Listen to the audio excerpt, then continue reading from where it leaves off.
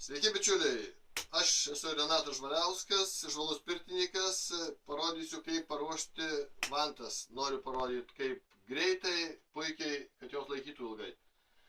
Turiu keletą tokių variantų žvalių vantų ir parodysiu kaip aš jas ruošiu.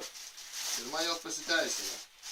Tai paimu vantą, atrodo sudžiūvus ir sausa, gal šitą dar nelabai tokia, bet turiu tokią senesnę, kur perdžiūvus labiau gal.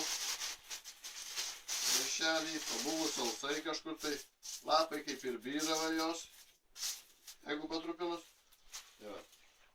Vieni laiko per naktį, per šaltam vandenį, ar kokiam ilgiau kotus mirkina. Aš trumpai ištraukiu, palaikiau, nukračiau vandenį.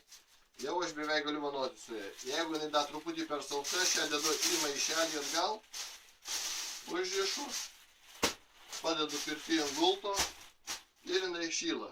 Pirtis susikūreno, ten 15 minučių galėjai. Tai ten netokia labai perdžiūvus, įkišau į vandenį.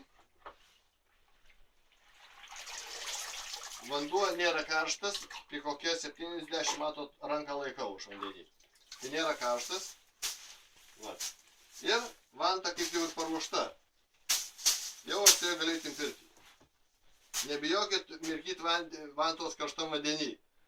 Per trumpą laiką savybių jinai nepraras, kiti savo, kad praranda, bet netikiu tų dalykų. Jinai puikiausiai laikės. Ir galima įtanotis. Kuo puikiausiai lapai nebyra. Matot? Nepalikit niekada vantos ant gulto įsivanoję, nepalikit vantos išdžiūt. Jeigu išeisit pailsėti, o po vanojimuose vanta išdžius ir jinai suges jums. Visi tie galiukai nutrupės ir jinai bus, tada sako žmonės, sugedo bloga vanta mano, nubirėjo lapai.